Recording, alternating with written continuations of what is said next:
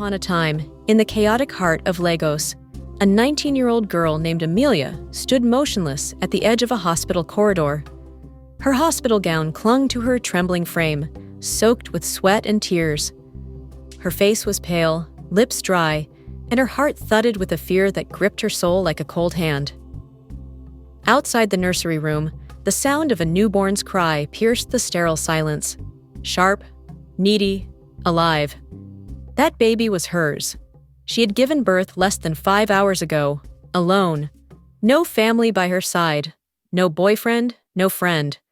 The father, a final-year boy from campus, had blocked her number the moment she told him about the pregnancy. Her own parents had made it clear. A child out of wedlock was a shame they wouldn't carry. And so, Amelia made a decision no heart should ever bear. She walked slowly to the edge of the cot where her baby lay. A beautiful boy. Tiny fingers curled into fists, his skin a soft blend of hers and the father she would rather forget. She reached down with shaking hands, touched his cheek lightly. He stopped crying, as if he recognized her touch. Her throat burned.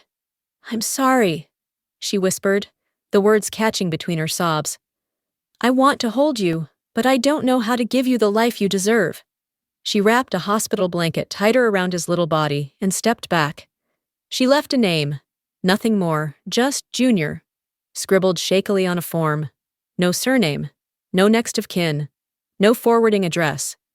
Then, before the sun could rise and the nurses made their morning rounds, Amelia slipped out of the maternity ward in the same clothes she came in, her body sore, her spirit broken. She vanished into the early morning crowd of Oshalegba, the pain tucked inside her like a knife in her chest. She never turned back. But even as the years passed, she never forgot the sound of his cry. And no matter how loud the world around her became, that cry never truly left her.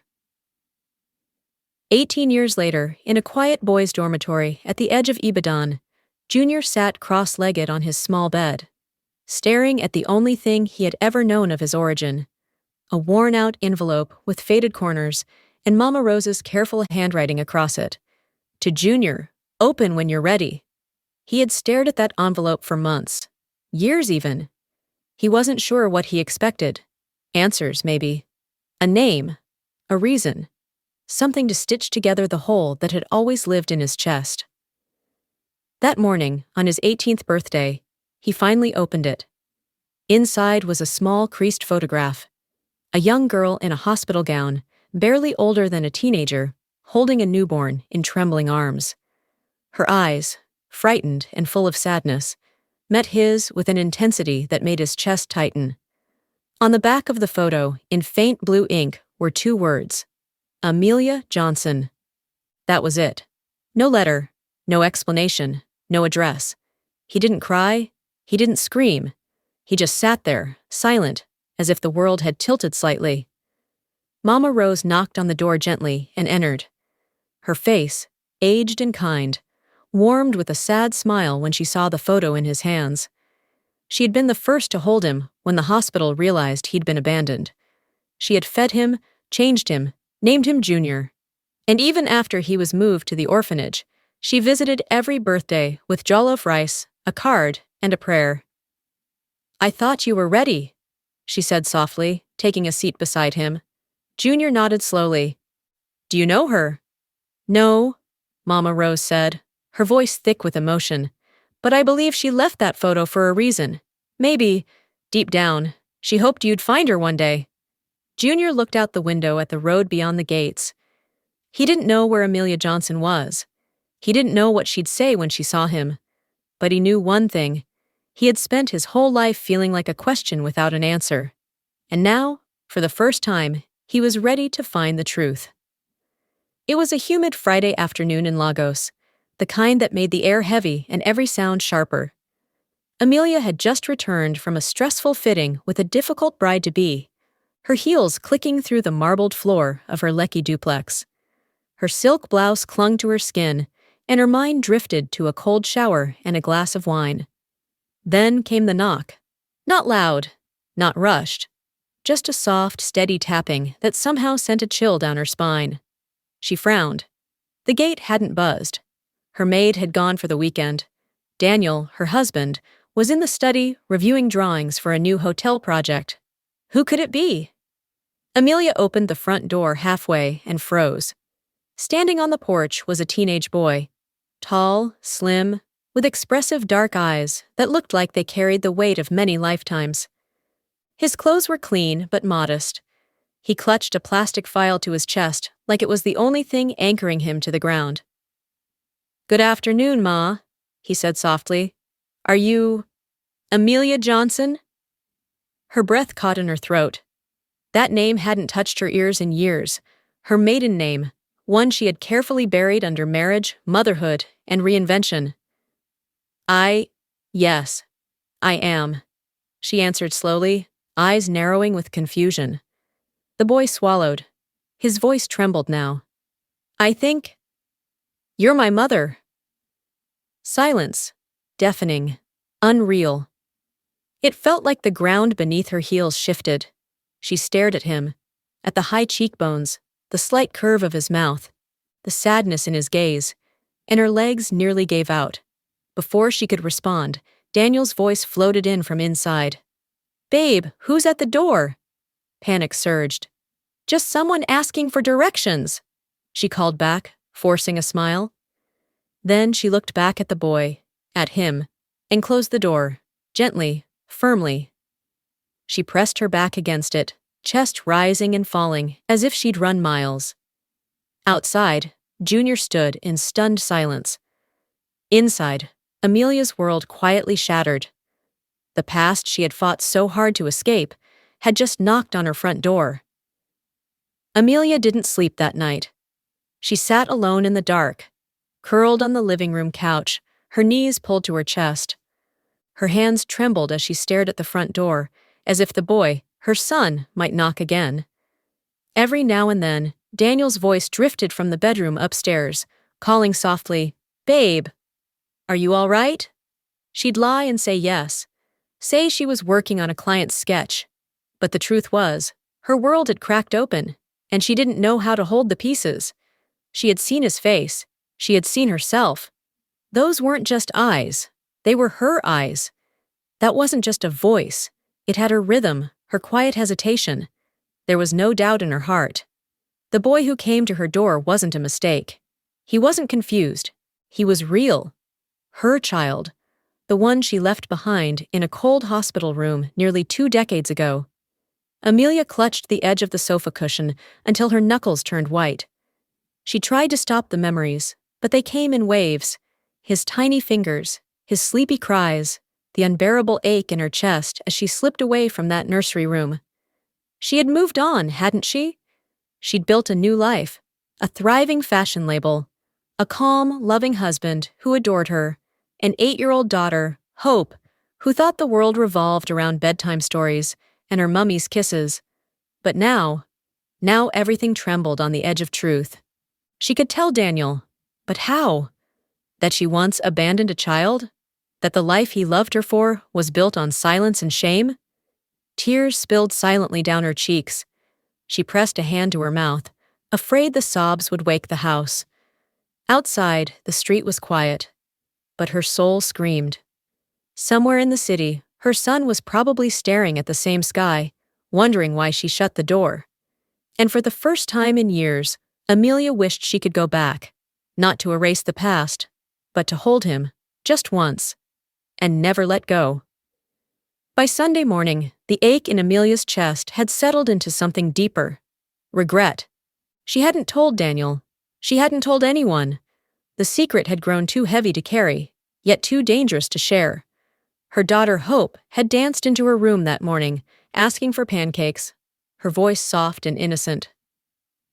Amelia forced a smile, tied an apron over her nightdress, and moved through the kitchen like a ghost. The boy hadn't returned. Part of her was relieved. The other part? Hollow. That afternoon, as she stepped out to water the small flowers in front of the house, the security guard approached her carefully. "Madame," he said, scratching his head, "one boy came here yesterday, left something for you." Her heart skipped. He handed her a worn brown envelope. No name on it, just a single fold. Her fingers shook as she tore it open. Inside was a letter. Neat handwriting. Calm. Every line pressed with purpose. Dear Amelia, I'm sorry for showing up like that. I didn't mean to scare you. I just wanted to see your face. To know if I looked like you. I don't hate you. I'm not angry. I just wanted to understand. Mama Rose said maybe you had your reasons. Maybe you were young. Afraid. I guess I wanted to ask. Was I hard to love? Don't worry, I won't bother you again, Junior. The paper slipped from her hand and floated to the tiled floor like ash. She sank to her knees. Was he hard to love? No. He was never hard to love. She was just too broken to offer it back then. Her sobs came like rain, deep, ugly, and uncontrolled. She wept for the boy she left, for the woman she became, and for the years that stood between them like locked doors. And when Daniel found her like that, crumpled on the floor, letter clenched to her chest, she finally whispered the truth she'd hidden for 18 years. I had a son, and I left him behind. The silence that followed held everything, and then Daniel reached for her hand. The next morning, Amelia stood in front of a small coffee shop in Surulere, her fingers clutching the strap of her handbag like it was the only thing holding her together. Her eyes scanned the people inside, heart pounding with every face that wasn't his. And then she saw him. Junior sat alone by the window, a half-empty cup in front of him, his full folder by his side. He looked thinner than she remembered from the doorstep. His shoulders were slightly hunched, as though life had taught him not to expect too much. Amelia stepped inside. Her heels tapped lightly across the tiled floor, but Junior didn't look up, not until she was right in front of him. May I sit? She asked softly. He blinked up at her, surprised. Then slowly, he nodded. There was a long pause. Amelia's eyes welled with tears she didn't try to hide. I read your letter, she said. And no, you were never hard to love. Junior's eyes stayed on her, searching for the truth behind her voice. I was 19, she continued. Alone. Terrified. I made the worst mistake of my life when I walked away from you, and I've paid for it every single day. She reached into her bag and pulled out a small baby photo, one the hospital gave her long ago. She had kept it all these years, hidden in a shoebox. I looked at this so many nights, she whispered, wondering who you became, if you were safe, if you were happy. Junior stared at the photo, then at her, his face unreadable. His lips parted and his voice came out hoarse. I waited my whole life for that, he said, to hear that. He didn't cry, but his eyes glistened. For a moment they just sat there, two broken pieces finally finding where they belonged. And when she reached across the table, Junior hesitated only a second before placing his hand in hers. In that simple gesture, something shifted. Not forgiveness, not yet, but a beginning, and that, for both of them, was enough. Weeks passed, and the silence between them slowly gave way to words. Junior began visiting Amelia's home every Sunday afternoon, quietly slipping into the life he never had. The first time he met Hope, she had looked up at him curiously, holding her favorite storybook in one hand. Are you Mummy's friend? She had asked. Junior had smiled gently. Something like that. But children know things adults try to hide. Hope grew to adore him almost instantly, always dragging him to color, read, or play pretend in the garden. She didn't understand everything yet, but in her own innocent way, she accepted him. Daniel, too, never asked for more than Junior was willing to share. His calm presence remained unshaken. Over dinner one evening, he'd said, We don't get to choose how the past began, but we do get to choose what happens next. Junior nodded, grateful beyond words. Amelia watched it all unfold with cautious joy, afraid it might be too good to last. She had always imagined punishment when she thought of reunion, but instead, she found grace. One Saturday afternoon, Junior asked if he could visit the hospital where he was born. Amelia took him, They stood in the corridor where she once walked away, now older, braver, and side by side. She showed him the nursery window. "That's where I saw you last." He didn't say anything at first. Then he placed a hand gently on the glass.